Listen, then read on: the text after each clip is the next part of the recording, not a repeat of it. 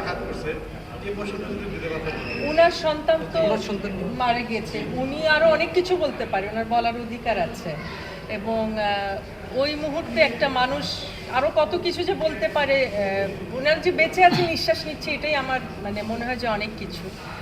আর উনি কোন point of view থেকে বলছে এটা আসলে আরেকজনের ইন্টারভিউ দেখেও আমার খুব মানে আমি বসে বসে একাই কাঁদছিলাম। সেটা হচ্ছে যে টিচার যিনি, ওনার হাজব্যান্ড, যে বলছিলেন যে ওনার মৃত্যুর আগে মানে লাইফ সাপোর্টে নেওয়ার আগে ওনার হাত ধরতে চাইলেন, কিন্তু উনি হাত ধরতে পারছিলেন না, তার হাত বলে যাচ্ছিল। এই মানে এগুলো আসলে নেওয়া যাচ্ছে না। আমি মানে বললাম তো, ভবিষ্যতে যেন আর এটা না হয়, এটা আমাদের আমি সবার কাছে যারা আছে আরেকটা বিষয় আপনি বলছিলেন যে আপনি বলতে পারছেন না, 5ই আগস্টের পরে যখন ফেসি সরকার পালনের পরে একটা স্বাধীনতা আমাদের মধ্যে আসে, আমরা বলতে পারি, আমরা লিখতে পারি।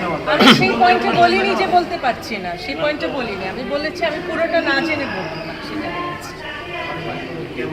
একদম শেষ প্রশ্ন, সেটা হচ্ছে যে দুদিন আগে একটা নিউজ দেখলাম আপনার চোখ নিয়ে। আমার চোখ নিয়ে? কোথায় নিউজ, কে করলেন? আপনার চোখের প্রতি পাগল সবাই। আমি সত্যি নিউজটা দেখিনি, আমাকে পাঠাবেন নিউজটা। এটা বলবেন আমি নিউজটা দেখি নাই। চোখের রহস্য কি?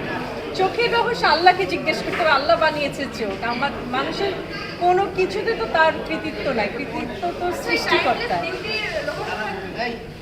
টাইমলেস বিউটি বলা মানে তাকে বুড়া বানায় দেওয়া।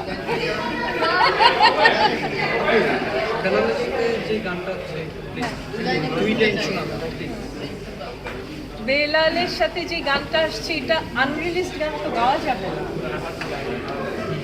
সিক্রেট, এটার জন্য অপেক্ষা করতে হবে। আপনার পছন্দের যে কোনো একটা গান বলেন। আচ্ছা।